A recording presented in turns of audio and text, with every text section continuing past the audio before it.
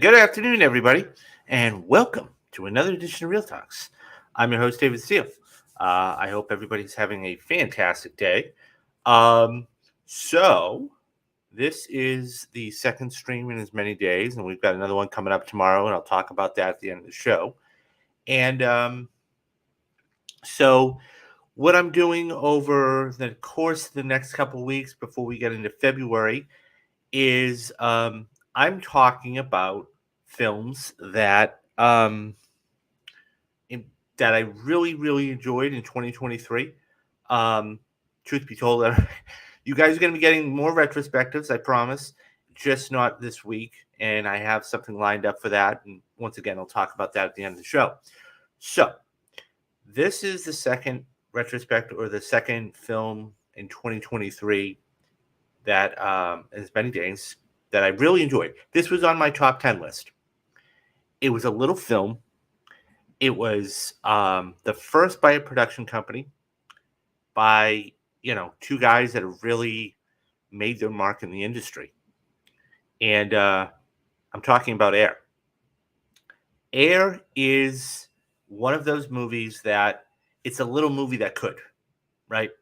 So this is about, let me backtrack a little bit. So the production company is Artist Equity. And so this was started by the two guys you see there on the screen, okay? Ben Affleck and Matt Damon. And they've been in the business for, going back to 97, so about 25 years, give or take. And so they have made their marks and everything else. And so this is their first production as far as, being a studio. And so there was a couple of significant things about this that I think that I'll talk about that I think is necessary to talk about because it kind of changed the industry just a little bit. And so first of all, I love this movie. This, as I said, this was on my top 10 list of 2023.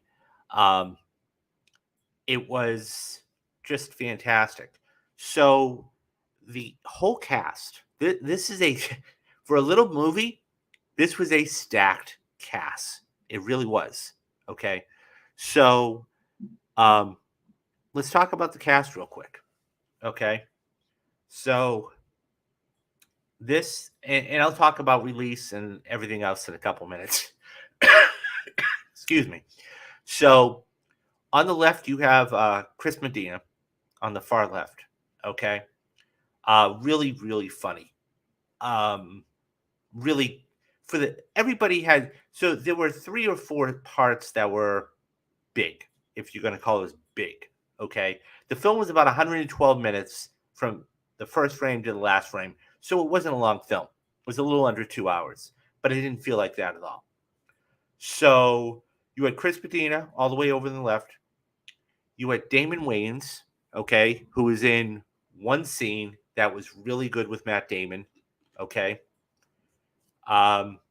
You have one of the, I believe that's Ben Affleck. Yes, that is Ben Affleck right there. He is the director of this, and it was a really well done film in all respects. Okay.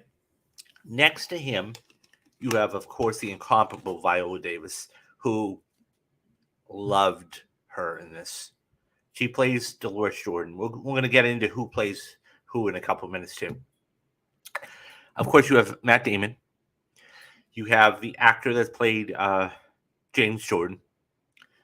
You have Jason Bateman, of course. And then you have Chris Tucker. So it was a big cast, relatively speaking. Now, the 3 people that really had their marks, their fingerprints on this film, okay, were Ben Affleck, Viola Davis, and Matt Damon. And they did a fantastic job with this. And so the story goes, and I'm going to get into production here in a couple minutes too. So the production of this movie, okay, basically was written by Alex Convery. Now, you're saying, well, who the heck is Alex Convery? Alex Convery is a writer, just like everybody else here in Los Angeles, okay, that wanted to make it in the industry.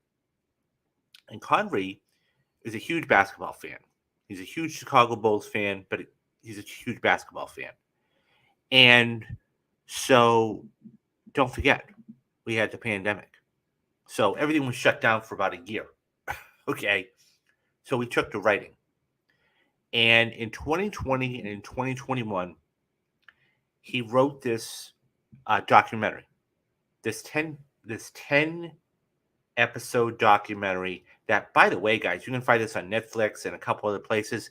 It's absolutely, I mean, I was a sports fan growing up. It's absolutely fantastic. Okay. Watch the unedited version, though. Okay. And it's The Last Dance. This details, so anybody who was around during the 90s, okay, this details the run the Chicago Bulls had that in the 1990s. Not the first three when they won in 91, 92, and 93.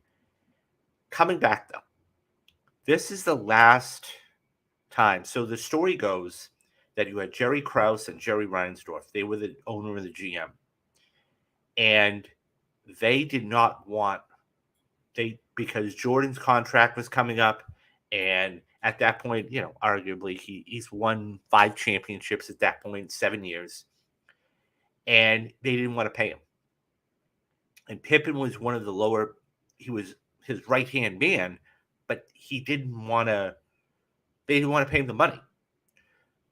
So this is Phil Jackson. You have to remember, Phil Jackson, the Zen master, okay, essentially, that what the owner and the GM had told him were, look, this is it. We are not bringing you back after this season. And there was a lot of friction between ownership and Jordan. And he threatened to walk away. And so they said, okay, look, what we'll do, okay, is we're going to just play this out. We're going to win it, and it's done. And of course, that's the final shot where, arguably that's Michael Jordan's last shot as a Chicago Bull. And we've all seen it where he, crosses over Russell. And then, he still thinks it's an offensive foul to this day. But, he crosses him over and then, he hits the shot. And funny enough, the Bulls were actually down in that with about 20 seconds left. They get a steal. They come down. They don't call timeout. And, they obviously put the ball in Jordan's hands. He crosses them over. Bang. That's your championship winning shot. And how they got the name of The Last Dance was, it was actually Phil Jackson. He said, look, guys, they're not going to bring me back. So this is going to be The Last Dance. And that's what the name of the documentary was, The Last Dance. So, Alex Convery. So that's where he comes from. That was the only thing he's ever written. Okay. So, and it was done really good. So Convery had, he actually got the idea for watching that from, was from when Nike signed basketball. Obviously, Michael Jordan created the Air Jordan line. He then researched it further, and in 2022, so this is last year, we're almost a year, 2 years now, the script was finally brought to Amazon. Now, Amazon started to be a big player at this point in films and everything else. And they were produced with Skydance Sports and Mandalay Pictures, leaning on Affleck and Damon to play the title roles, with Affleck directing. So they had name recognition behind it. They had a good studio behind it. They had a good, not only production company, but distributor. Okay. And so principal photography ended up beginning on June 6th of 2022. with once again going back to the cast here with several of the participants here with Jason Bateman, Viola Davis, Chris Tucker, Marlon Wayans, and Chris Messina attached. Robert Richardson serves as the cinematographer, and the AM Alexa 35 is what it was shot with. It wrapped up in July of 2022. So this was a really quick shoot. Okay. This isn't something that took a long time to shoot. And they got it done in about 6 weeks. Once again, it's only about 112 minutes. So, you know, the same month, okay, you had a couple of other cast members come on. And the cast of the character of Michael Jordan, okay, is portrayed in the film, though he's never seen, which I think was a brilliant job by Affleck. And he actually sat down with Jordan, okay, and he talked to, he talked to Michael Jordan, and he's like, "Look, I want to make this film. I have a really good script, but I'm not going to do it without your blessing." Okay, and Jordan's like, "Yeah, okay, let's do it." Because look, he is okay. The way I look at sports is this, okay. I look at sports as, people say, "Oh, this person's the greatest of all time," or "That person's the greatest of all time." We have a tendency in the last 25 years, okay, to monetize everything or put a number to it. So, for example, in sports, it's championships. The person with the most championships is the greatest of all time. Now, you could say, well, what about Wayne Gretzky or Tom Brady or Michael Jordan? Right. But you have to look back at when they played, how they played, who they played with. Okay. The thing is that for me, it's greatest of a generation. Okay. It's greatest of a generation. Who was the greatest of that generation? Was it Bill Russell? Was it Will Chamberlain? Was it Bob Cousy? Was it Havlicek? Who was it? As we got better and better, and basketball developed more and more and more, when the 3-point shot came in, when the 24-second shot clock came in, when all of these additions were made, it got more refined. As a result, okay, and then on top of that, because look, basketball is one of those sports that there really is no technology, right? It's not like a golf club where you can make it as light as possible, or a golf ball where you can, make it the things aerodynamic so the ball goes further, or anything else. It's all about athletic talent. That all being said, I think that what you get, okay, this is pure athletic talent. So when you get guys like Kobe Bryant, Michael Jordan, LeBron, you'll never see another LeBron James again, ever. The man is built. I mean, and that was another whole thing too, right? The simple premise was that LeBron James was so good that he came right out of high school. I mean, he was 18 years old. And he was 18 years old, and he jumped right from high school to the NBA. Now, in that time frame, okay, around 97, 98, you had some players do this. Okay, once again, LeBron James did it. You had Kobe Bryant do it. Okay, don't forget, he had a really good gene pool in Joey Bean Bryant. Okay, that played in the league all those years ago.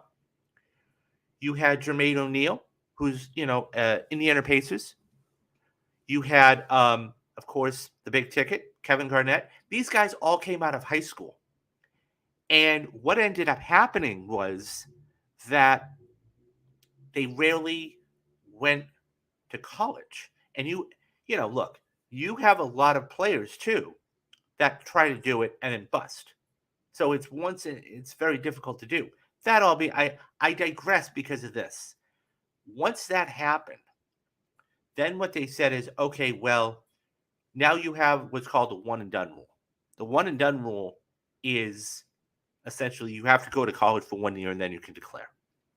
Now, once again, this is back in 1984. That's when you know, this takes place.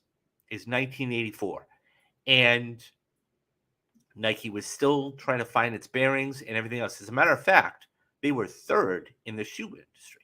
Okay, Adidas had 40% of the market.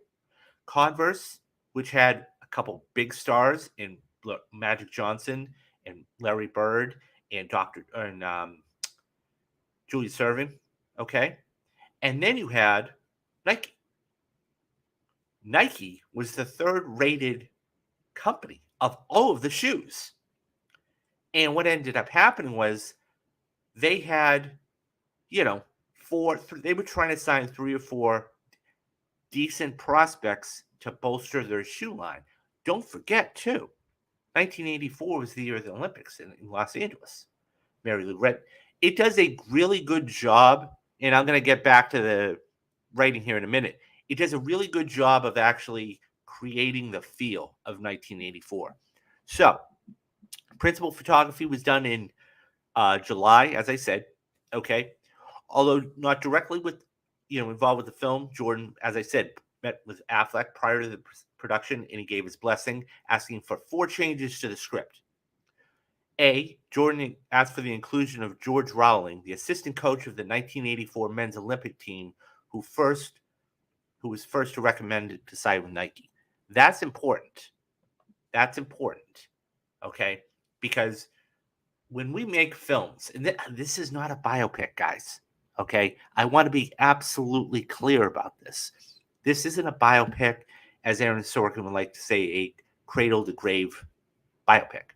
It's definitely not that. Okay, it's a film about, and it's not even about his quote greatest hits. Okay, it's about the business side of it. How did he actually end up signing with a third rate at that time, a third rate type of company? And so what ended up happening? So George Rowling was a big factor. Rowling was played by Matt Damon, or not Matt Damon. I stand corrected, Damon Wayans, if I'm not mistaken. But yeah, Damon Wayans, or Marlon Wayans. I said Damon Wayans. I stand corrected. But Marlon's way. It's that one scene.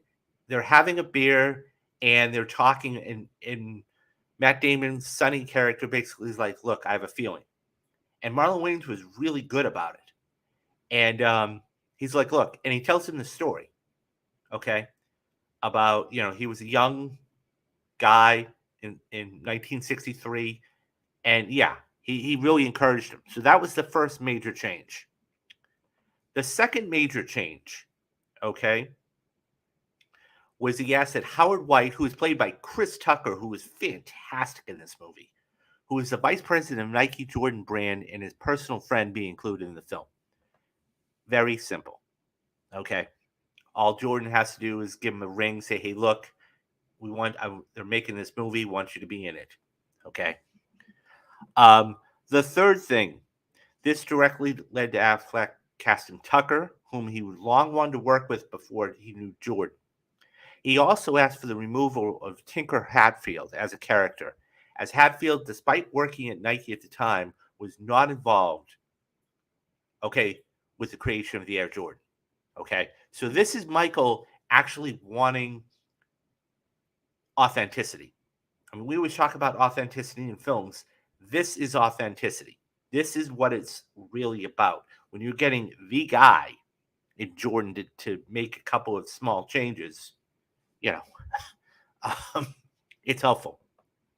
And the last thing, Jordan asked the role of his parents, James R. Jr., Jordan Sr., and Dolores, his mother, to be extended as the casting of Davis to play his mother, who was instrumental in making his mind up and having a meeting with Nike and his idea. And did Affleck and Damon did an uncredited script revision to accompany this. And Viola Davis is fantastic in this movie. Absolutely fantastic in this movie. And as I said before, there were three really main players, if you will. Okay. Ben Affleck, Viola Davis, and Matt Damon. Davis was incredible. And I was thinking about it today. I kind of was laughing to myself because I said, what if, just for a minute, what if the Academy, they will never do this, but what if the Academy actually wanted to put her in as a 5 and Best Supporting Actress for the Oscars? Because last year she came out with The Woman King that just killed it, and she didn't get nominated. And instead, you have an Andrea Riseborough getting in for to Leslie, and it's like, huh? What? How did this happen? The Academy likes to do a lot of makeup type of things. They'll give an Oscar to somebody who's been nominated several times but loses. Just, it's one of those things. And she was fabulous. I'm not saying that they would do that, but she was absolutely top-notch fabulous. She has a scene with Matt Damon later on in the film that is just, it's spot on. It's spot on. So that's the production. Okay. So we've talked about the writer. We've talked about what he did. But you got to remember, guys, that Ben Affleck and Matt Damon, they've been around the block, right? They've been around the block. People forget. 1997, there was a little movie called Good Will Hunting. And this was nominated for 8 Oscars. Okay. So the big one for them, and you got to remember, they were like 27, 28 at the time. They ended up winning for Best Original Screenplay. Completely changed their lives, right? They're solidified in the business now. They're Academy Award winning actors. Okay. At which point, okay, it's one of those things where it was incredible. Okay. And they took the longest time. I mean, and both of them acted and did their own thing, but people forgot they wrote Good Will Hunting. Okay. Affleck wanted to try and direct later on in his career, which he did. A couple of films that, I never saw Geely. It was a mess. But, he actually did end up winning again. Okay. And it was for a little film called Argo. And Argo ended up winning the biggest prize at the Academy Awards, Best Picture. Now, to my knowledge, and I could be wrong about this, and I'd have to have somebody fact check me. So in the comments, please leave me a comment if I'm wrong about this. I believe Argo is one of the only few pictures out there to ever win Best Picture, but not be nominated for Best Director. And that is mind-blowing. Okay. The only other picture I can think of off the top of my head that's in recent years is in the last 10 years with Spotlight. I don't know, and I'll have to check on this right now. Let me, as I talk to you guys, because this is extremely rare, right? And we could have this same scenario happen this year too, where we have a film that is nominated for Best Picture, but misses. Okay, so it was nominated. Let's see here. It was nominated, won 2 Oscars. Okay, it won 2 Oscars. I think.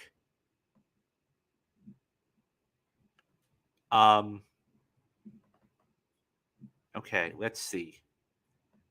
Um, okay, so he did get nominated. Okay, I stand corrected on that. But Air is, it, Argo is one of the only pictures that I can think of off the top of my head that missed out on Best Director, but won Best Picture. And we could actually see this happen again, right? This year, where Bradley Cooper, okay, he's going to get nominated for Best Actor. We all know that. It's going to get nominated for Best Picture. We all know that. But he might miss out on Best Director. So just something to, keep in mind. So after all the success they had, okay, um, it's one of those things where now, we have a uh, a film and a filmmaker that is really solidified and everything else. So let us.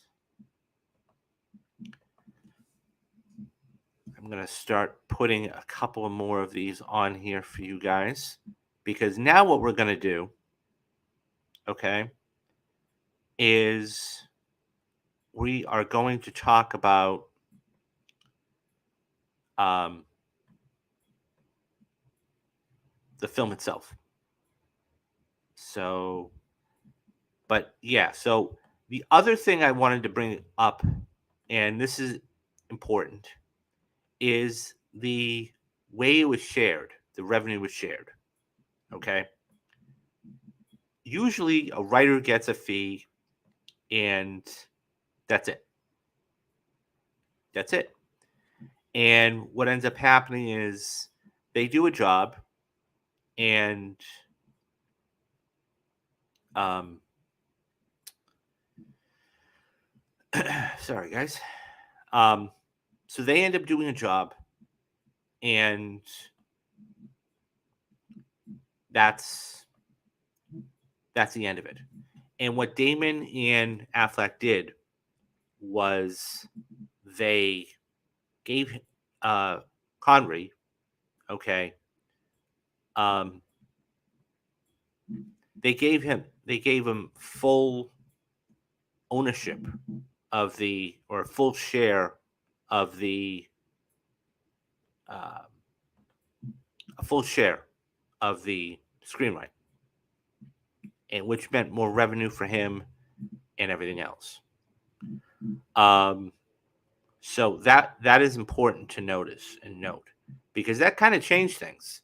Not only was he established, okay, but he made more money, and that was kind of important. So, um, okay, so let's talk about the music for a minute, right? The music for this movie was fantastic. Okay, it was a lot of what they did. Okay, the other thing that they did really really well in this movie, and Steve Jobs kind of did this as well. The movie Danny Boyle directed. They used a lot of images of 1984, whether it was the Los Angeles Olympics. In the first 10 minutes of this film, it's like you're transported all the way back to 1984. Um, whether it's the Wheaties box, whether it's you know the video games they were playing, the handheld video games. I don't know if anybody remember those. I had one. Um, you had the television shows. They even used the theme from Beverly Hills Cop. They did a lot of pop culture references. They even had an Apple IIe. I remember that growing up, having one of those computers. Speaking of Steve Jobs, but yeah, it was just they transported you all the way back, and it was just fantastic on every level that was done. Um, okay, so that was important. I thought. Let's see. Um,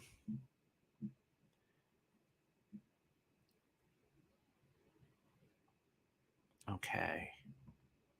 So we'll remove that one. So okay, let's. I'm just gonna start putting these in, and this. So basically, I'm not gonna bore you with the details, but the whole story is very quick.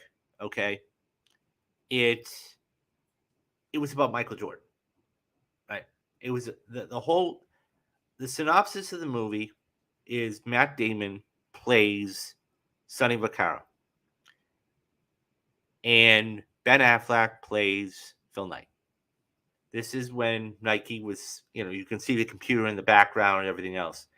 This is one of those films where it, so they transport you back to 1984. Nike is really struggling at this time. All of the big stars are taken out. They have the draft coming up, and they're trying to figure out exactly who they're going to be able to get. Right? They weren't going to be able to sign King. They weren't going to be able to get Barkley. Okay. John Stockton was off the board. Okay. Or, he didn't want it. Nobody wanted to go there. So Vaccaro came up with the idea, okay, of we will put all the eggs, and he was a gambling guy. Okay. And he put all of his trust, okay, in going with one person. And that one person was Michael Jordan. And when the film opens, we see that he's at a high school basketball game, and he's doing his thing. And so I mean, he's trying to recruit players and everything else. But yeah, it was one of those things where am I going with this? Oh, it was just one of those things where the authenticity was there all the way around, okay? And basically the whole film, okay, and you could kind of feel it, okay? Each act, okay, was one of the companies, right? And we're going back and forth with, Peter Falk, Jordan's agent, and that's Vicario and Falk, and he's, basically misleading him. And so he's like, look, eventually he breaks and he's like, look, they're coming to Beaverton, Oregon, because that's where they were in 1984 was Oregon. And so he's like, can you get me in the room? And once they got him in the room, it was completely different. So, but getting back to, I want to talk about I'll talk about it at the end with the release and the box office and everything else, because that was important too. It did really well. This was supposed to be a streaming service, a streaming movie. Okay. This was supposed to be a streaming movie. And Amazon, like I said, they put it anywhere between 60 and when this went to theaters, okay, this had the same um this was being released the same day as another big movie. And when I say big, I mean relatively speaking, but it was the second highest movie in 2023. And, you know, I finally ended up seeing it, loved it, and there's a lot of reasons why it made as much as it did. And so there's a lot of reasons why it made as much as it did. And I'm talking about Super Mario Bros. This movie was so much fun, right? But there was a lot of reasons why it made over $1 billion, right? First and foremost, it was animated, so kids were gonna flock to it. And it's for adults too, by the way. Everybody loves Mario. Second of all, it was only 90 minutes. So put this in relation. This is only 20 minutes, a little more than 20 minutes more than this film. So, which means you had more showtimes. The other thing too is more showtimes means more money because you can show it more. So this movie made over $100 million in 5 days. Okay, it's actually I want to say in the 20 or 25th, right in the 20 or 20, in between 20 to 25 highest grossing films of the weekend of all time.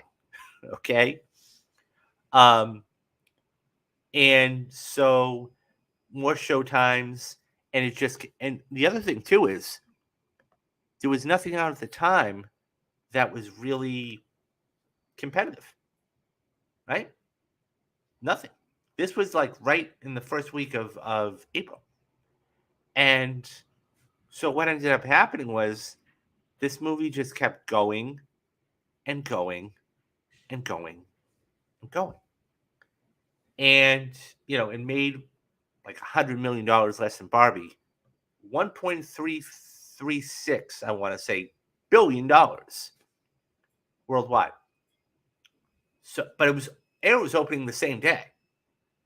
And I always thought, I had said it last year, I thought Air was going to do really, really well because it's Michael Jordan, right? You're talking about somebody that completely changed the game. Not only the way he played on the court, not only his story, but he's a worldwide figure, right? He's a world, I mean, and that's the thing. The story itself is incredible. A lot of people, and I'm going to play a clip later on. Matt Damon, the clip, anybody who's seen the film knows what I'm talking about. The ending scene in the last 10 minutes of the movie is just, the speech is just unbelievable. And I'm going to get to that in a couple of minutes. But the whole story, okay, this is 8 years before the Dream Team. This is 2 years before he blows up for 63 in a playoff game. And by the way, that was his first series. They had never made the playoffs, the Bulls. Okay? All these things hadn't happened yet, right? But you had a great cast, okay? Namely, and I keep going back to her, Viola Davis.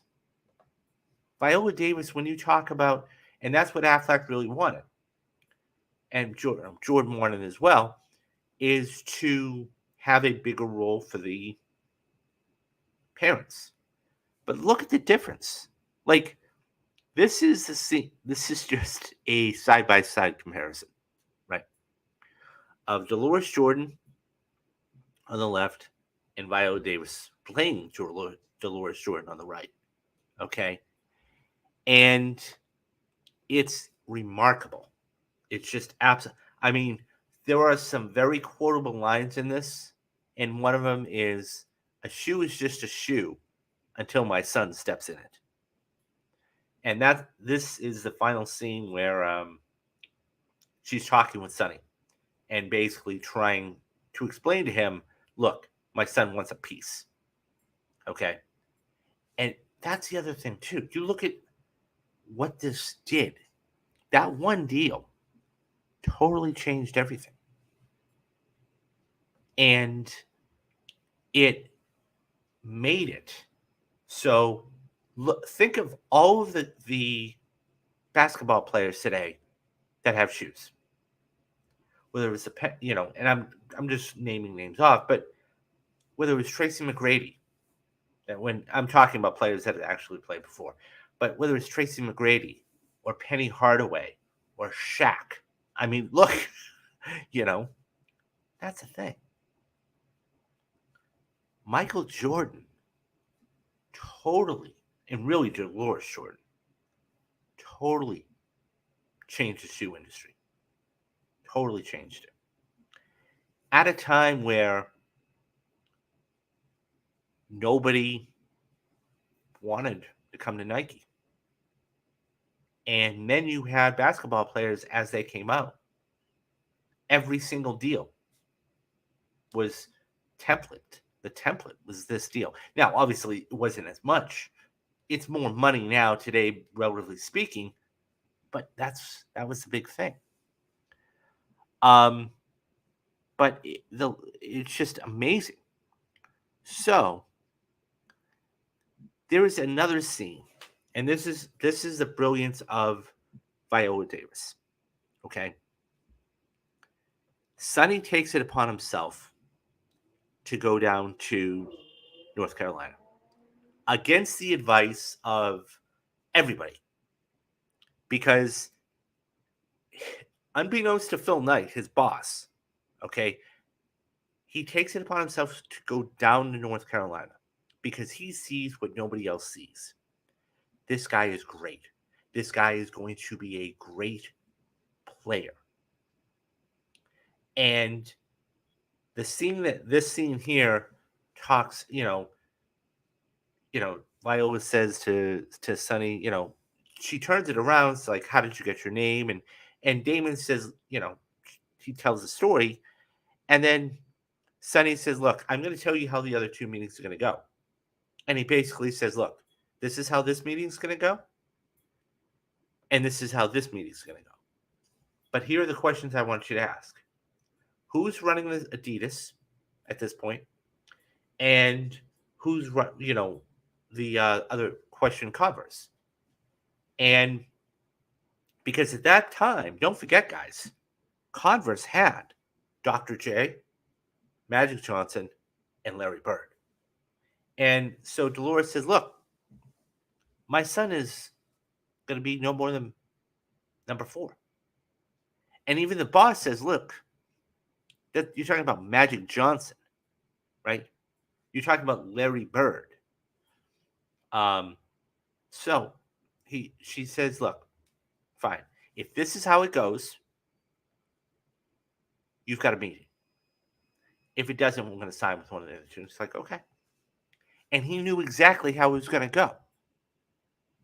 Subsequently, they get the meeting with the parents, and every single act. So if you're going to call everything like 25 or 30 minutes or 35 minutes, Act 1 is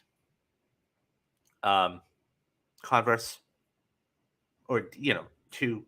So Act 1 really is the establishing of Nike and everything else. Okay. Act 2 is all about the meetings. And then really Act 3 is, did they land Jordan? And Affleck directed Damon brilliantly. They've been working together for years. But there's always one scene in every film. Pick any of your favorite scenes. Pick any of your favorite movies. Doesn't matter what it is. There's always one scene in a film that's memorable. One scene or one line, right? And I remember going to see this in theaters because I was excited to see it. And I couldn't believe at that point. No, you got to remember, it was March and April.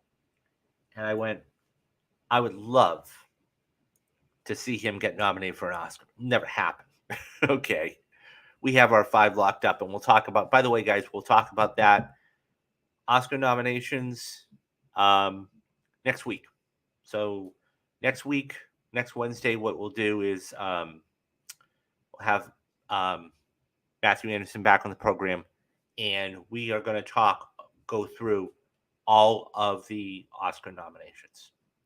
But getting back to Air real quick, there's always one scene in every film that you look at and go, oh yeah, that's it.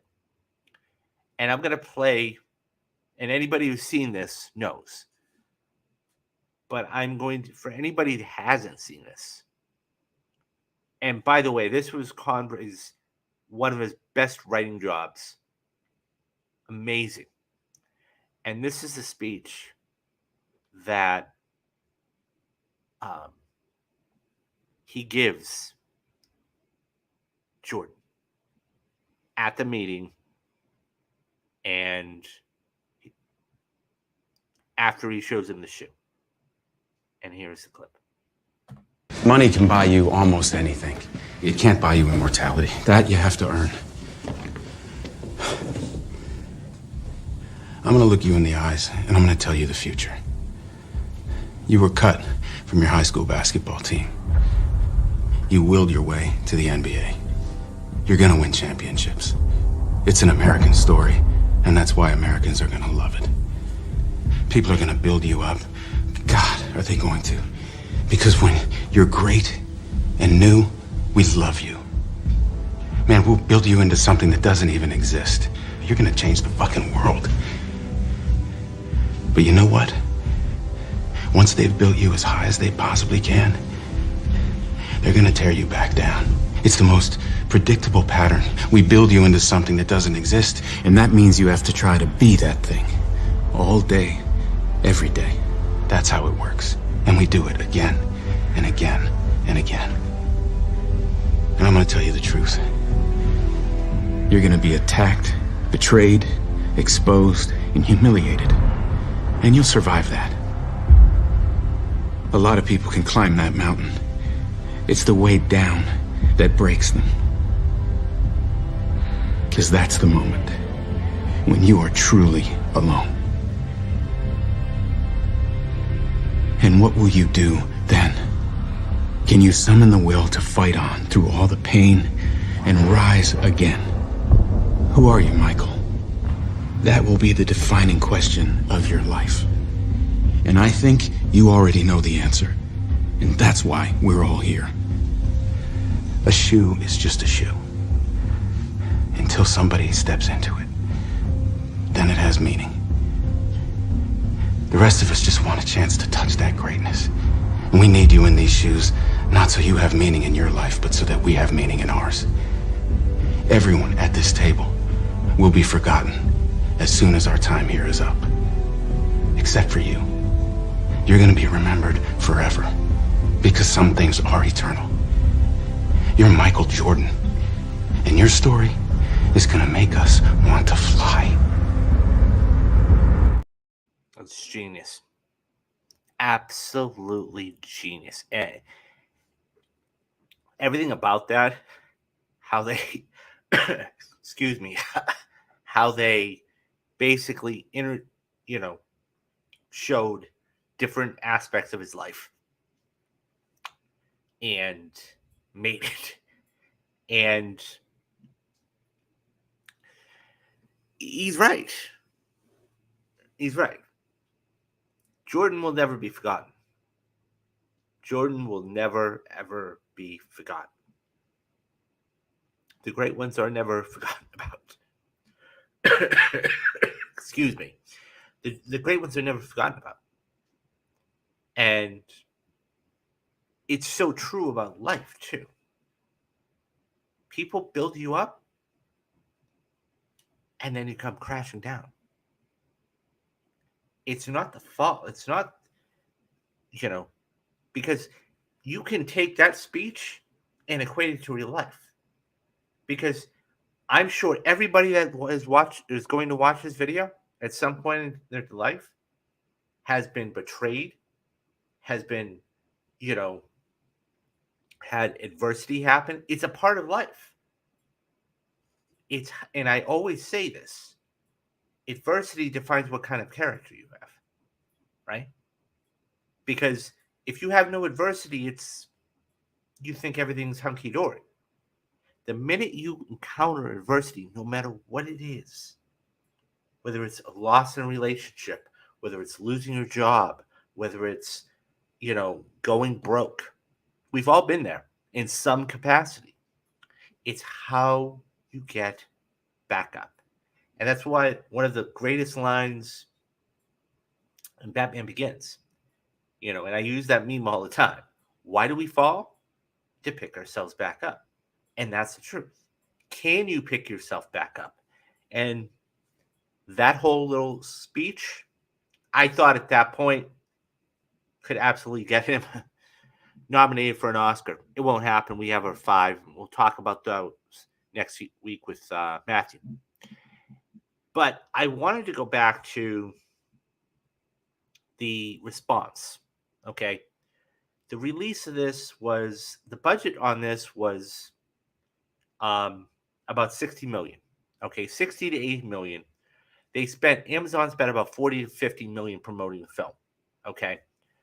Um, and by the way, it was fantastic. It was a great move that they did. Um, it was a great move that they did promote it, or put it in theaters, because they got all their money back plus some. Um, so it was released on streaming May 12th of last year, but actually it was released in let's see, the film closed out South by Southwest, which is a film festival, on March 18th. So that really, out of that and the test screenings, is why they did that. It was released 6 months later in September and was fantastic. So in the theater, it grossed $52.5 million here in the United States and 37.6 overseas. So it made $90 million. So it made its money back. In the United States, it was once again released alongside Super Mario. Okay? And Mario was just a juggernaut for all the reasons we talked about. And that was projected to make $16 to $18 million in 3,500 theaters in its 5-day opening. Okay? It made 3.2 its first day and 2.4 its second.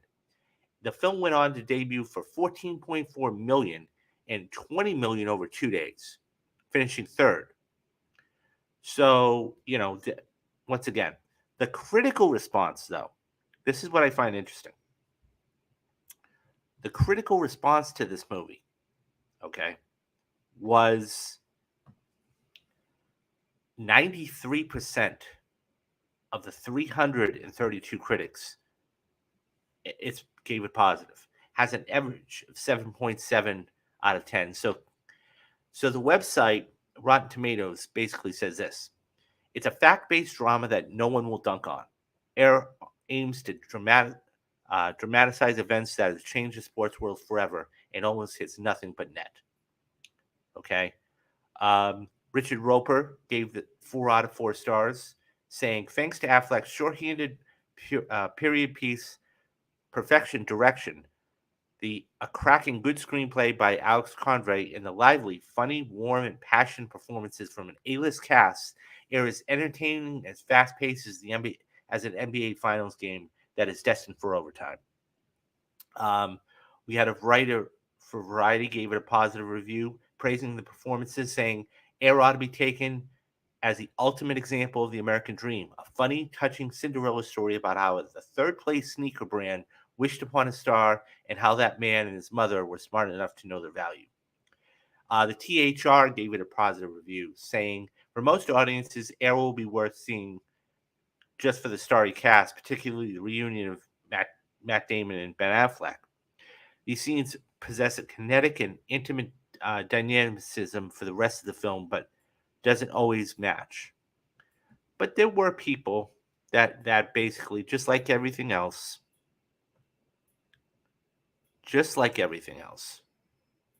did not give it a positive review.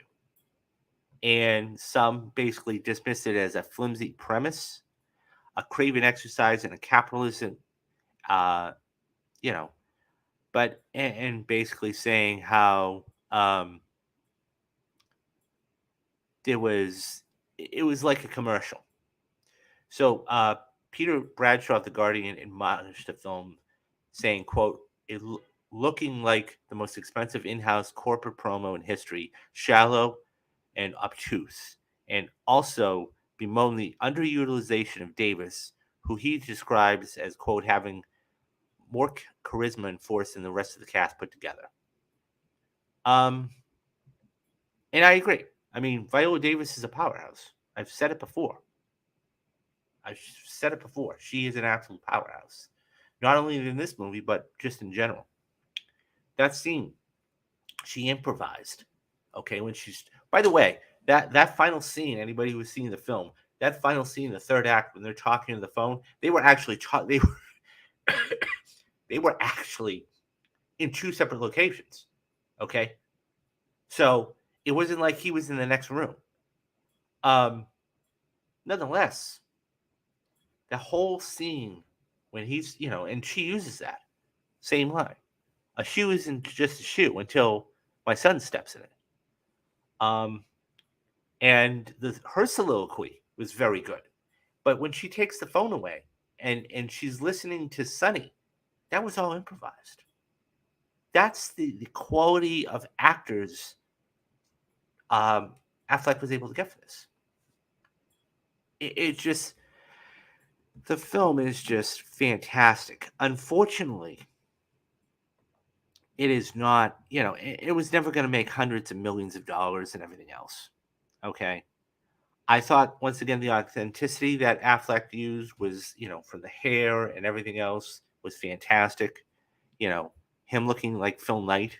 I mean, just, it was, this film was, if I'm going to compare it to any sports film, okay, I would compare it, honestly, to, it's a combination, okay, of Steve Jobs and Draft Day, right? Steve Jobs, because, once again, Ben Affleck really makes you feel like you're in 1984, whether it's the commercials, whether it's the computers, whether it's, the surrounding areas, everything else. Excuse me, the surrounding areas, anything else. That really puts you in 1984. To Draft Day. Draft Day is a sports movie. It's about a little player, okay, that, a lot of people, he was a good player and everything else. And subsequently, you know, blew up, was the superstar. And so, there was a deal made and everything else. So that those are the two films, a combination. Air is a combination of those two films, in my opinion. And I love both films, by the way. So that just goes to show you how good it was. Now, and once again, the cast, right? I mean, the cast is beyond Matt Damon, or beyond Kevin Costner, and beyond Jennifer Garner. Those were the only two people you had. This one you had three, really. I mean, it was a little more of a Affleck and Damon, Viola, and then Chris Tucker and Jason Bateman were, side characters. So, yeah. But I love this movie. I love this movie, and it's a fantastic movie. And yeah, guys, go see it. If you haven't seen it already, spend the, if you have Amazon Prime, you're all set. You'll be able to watch it with no problem. It's, if you don't have it, spend the $7-8. I'm recommending it. It's a fantastic film. And I can't wait to see what they do next. I hope they're able to collaborate more. We'll see. But yeah, that is Air. So now that is out of the way, I want to tell you guys what exactly is coming up. So let me take this. I'll take that off in just a moment.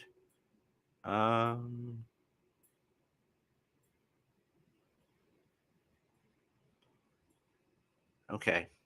So, anyways, I'm going to take that off right now, and then I'll just talk to you guys briefly about this. So, we have, it's actually a big week coming up. It's actually a very big week coming up. So I want to. So one of the things. So we have one more um, stream coming up, and that's tomorrow. And so I'm getting this photo ready for you guys. So anybody who has seen the YouTube post I put on the other day knows what it is. But for all those who are just stopping by for the first time and whatever else, so this is the second stream, and it's excuse me, guys. This is the second stream in as many days. We got one more stream coming up, and that's tomorrow. And as I've said, I'm touching on the next 2 weeks. Okay, I'm touching on films right before we move into February and Black History Month and everything else. So, Equalizer 3. Love this movie. Absolutely love this movie. It was fantastic. Number one, because Denzel Washington. This is the only franchise in Denzel's career that he's actually done, believe it or not. That all being said, he is reuniting again with one of his good friends and best directors in the game, Antoine Fuqua. And anybody who knows, his work, of course, knows, he's a hell of a director. Training Day. That's probably what he's best known for. And The Equalizer. But some of his films that are, I won't say lesser known films, he did Tears of the Sun back in way back when with Bruce Willis. He's done excuse me, he's done Brooklyn's Finest, which I saw in theaters. It was very good. It's been years since I've seen that. Southpaw with Jake Gyllenhaal. Okay. Rachel McAdams, Forrest Whitaker. That was during a time too where there were a lot of boxing movies out. You had Hands of Stone, you had Southpaw, you had Creed, a lot of different boxing movies. But that was a really good movie too. It was a really good movie. But the reason why this was so good, not one of the reasons why is because of Fuqua, okay? But and everybody was so excited when this news came out, and he was reuniting with Dakota Fanning. Everybody was like, "Yes, she's back," right? Because the only time that they've worked together was 20 years ago on Man on Fire. Now, she had been in the Twilight movies, right? But this was her time to come back. And everybody was like, well, what is she going to play? And how is they going to do it? And it was so much fun. And she was really good in it. She was really, really good in her role. And this scene here was just the epitome, right? And she even said she had a blast filming this. And she always, Denzel at that time always kept her on her toes and everything else, improvising and everything else. I love this movie. I loved it because the thing is that if you have watched the first two Equalizer films, okay, you know that it's, I won't say a different film. The violence, the main thing about this film is this, okay? The violence, okay? In the first two films, you had, he was looking, you always see, which was a really cool thing, by the way. Like in the first one, when he's in the room with the four guys, we go inside of his eye and he plays out how it's going to happen. This one, you didn't get that for the first two acts at all. And even in the first 10 minutes, it was right out of the gate. And that's it. When we see the inciting incident and what happens for the first two acts, and I'm thinking to myself in the theater of this, I'm thinking, oh, this is going to be a bloodbath the third act. And it was.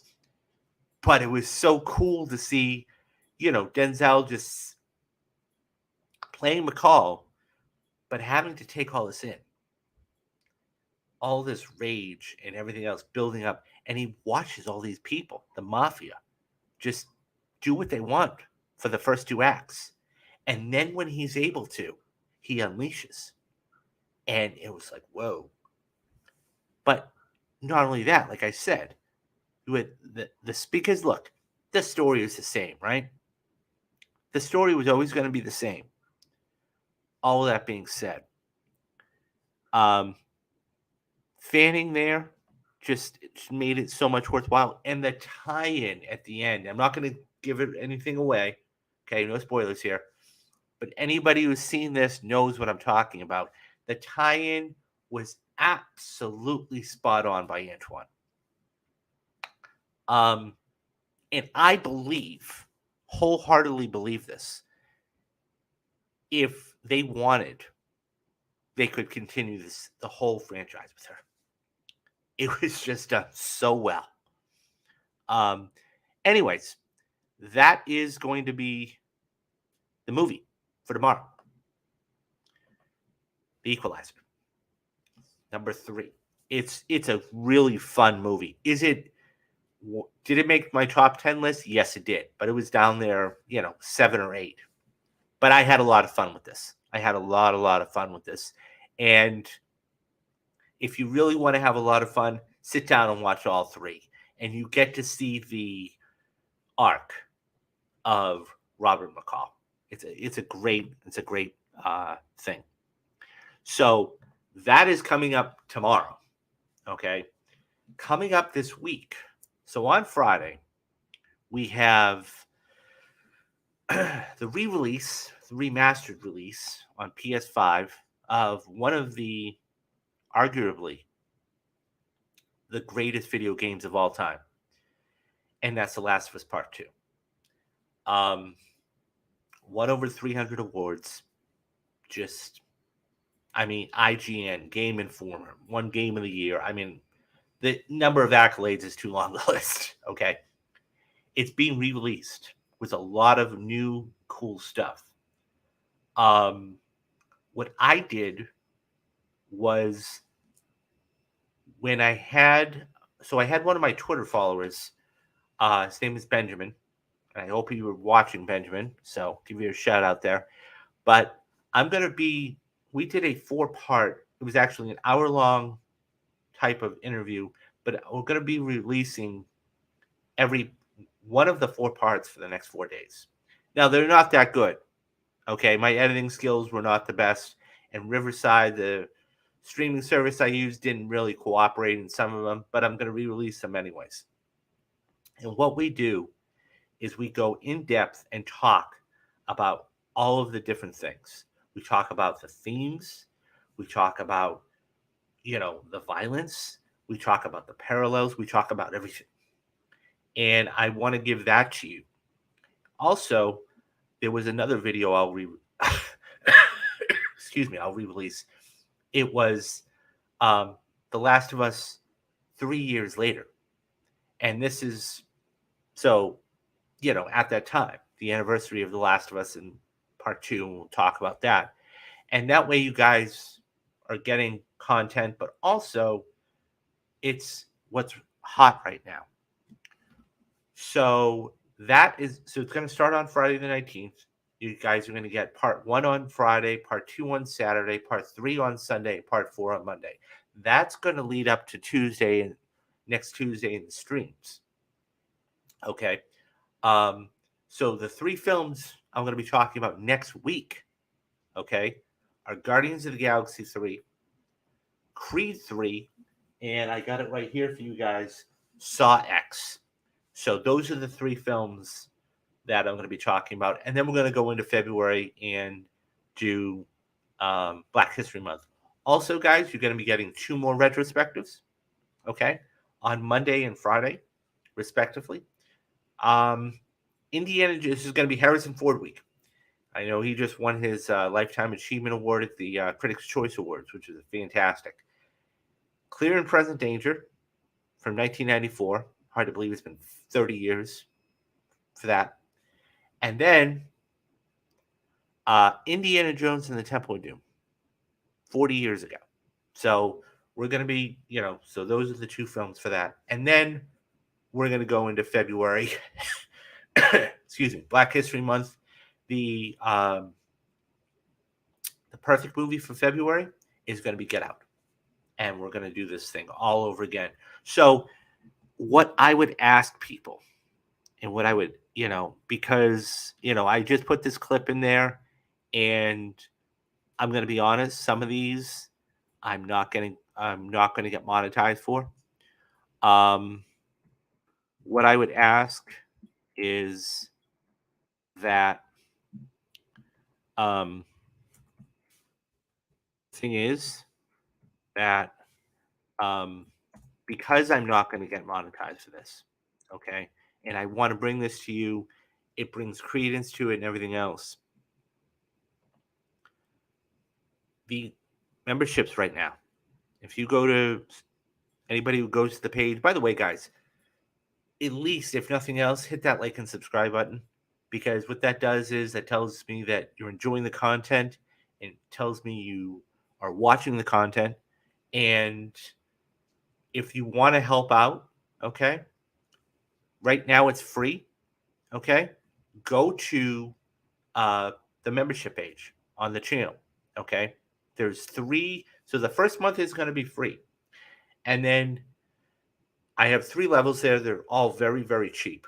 $2.99, $5.99, and $9.99. You can't, so $9.99, you can't get all this content that I'm giving you anywhere else for $10 a month. Not even Netflix. And what that does is it's going to help me out tremendously, because what's going to end up happening is, I'll be able to do this and give you guys better content. The other thing too is I have a goal, okay, and I'd like to have you guys get the stuff out there for me.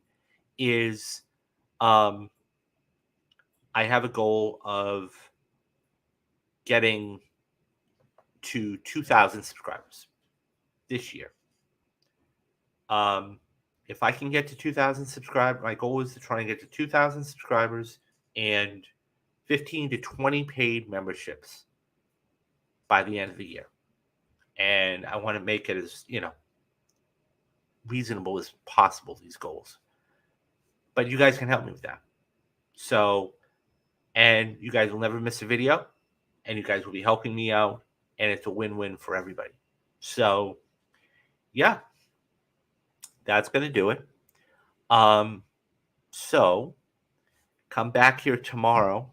It's going to be right around 2:00, in between 2 and 2:30. I'll tweet it out tomorrow. And then next week, stay tuned for Matthew Anderson and myself. We are going to be doing, a week from today, Oscar nominations come out. I'm not going to be doing the stream immediately, but once I get everything together, we will be talking about all the Oscar nominations and where Matthew sees some of these going. I have an idea of how many. Hey there, Meadow. How are you? It's been a while. Yes, it has. I hope everything's fantastic. I hope everything's well with you and everything else. So I just did a fantastic stream, and I'll be uploading this in a minute on air. So I don't know if you've seen it. If you haven't, so I'm going back over the next 2 or 3 days. Yesterday I did Oppenheimer. Excuse me. Yesterday I did Oppenheimer. Today I did Air. Okay. Tomorrow I'm going to be doing Equalizer 3. So those are the movies for this week. Next week, okay, going to be doing Saw X, Guardians of the Galaxy 3, and Creed 3. And that's going to all lead up to Black History Month and whatever. But the other thing is that starting on Friday, the 19th, yes, it is an amazing movie. It is an amazing movie. So starting on Friday, I'm sure you know that The Last of Us Part 2 is being re-released on PS5. So about a year ago, I ended up doing about an hour talk interview with one of my Twitter followers, and his name is Benjamin, and cut it up into 4 segments. So Friday, you're going to get part 1. Saturday, you'll get part 2. Sunday, you'll get part 3. And Monday, you'll get part 4. Also, I did a 3 years later about The Last of Us Part 2. Excuse me. And, yeah. So this week, okay, you guys are going to be getting 2 more retrospectives. On Monday, you guys are going to be getting Clear and Present Danger. And then on Friday, you guys are going to be getting Indiana Jones and the Temple of Doom. So it's a lot of stuff there. So yeah, sit down, enjoy it. And then, as I said, next week, we're going to be doing an Oscar. As you just came in, Metal, I'm going to be doing an Oscar preview show. So when nominations come out, not immediately, but during the day, I'm going to have Matthew Anderson on. Okay. Or if he doesn't have the time to come on, I will come on. And I have an idea of exactly how many Oscars each film is going to win and who's going to win the big one. And yeah, we got all these things moving forward. So a lot of stuff for you guys. I have not seen Percy Jackson. No, I have not seen it. I've heard good things about it though. Just been too busy. Been too busy with everything for the channel and everything else. So I've heard very good things about it though. So, and I was actually thinking about, I would like to eventually go back and do a show of something that, one episode on every single episode of the show. I don't know what it is. The one show was thinking about that I haven't seen is Breaking Bad. So we'll see. That's down the road. Depends on how far I can get ahead. So, but yeah. So that's what is lined up for you guys. I'm excited. We got a huge. Not to mention, guys, I'm going to be covering all the big movies of 2024. I can't wait for March 1st. So I will sit down at some point and I'm going to watch Dune. And I'll come back on here and we'll talk all about Dune right before the release of Dune 2, March 1st. So that will be a big one. And then, all the summer ones, the Fall Guy and everything else. So, okay, guys. Yeah, that's going to do it for me today. Come back here tomorrow, probably around, I don't know, 2:30, in between 2 to 2:30. I'll tweet it out. And if you don't make the live stream, don't worry, guys. I'm going to upload this and you guys can watch the whole video. So I appreciate everybody stopping by. Even if you stop by for a couple of minutes, guys, I'm going to ask, and you're a member, Metal. So, and I thank you again for that. Even if you just stop by for a couple of minutes, guys, hit that like and subscribe button. Because that gets this stuff out. Leave a comment, okay? Tell me what your favorite Denzel Washington movie is, and that way, I see you, and I respond to everybody. So, okay, guys, everybody do the 3 things you got to do: be safe, be careful, and have a great rest of the afternoon. I am David Steele, and you've been watching Real Talks, and bye-bye, guys.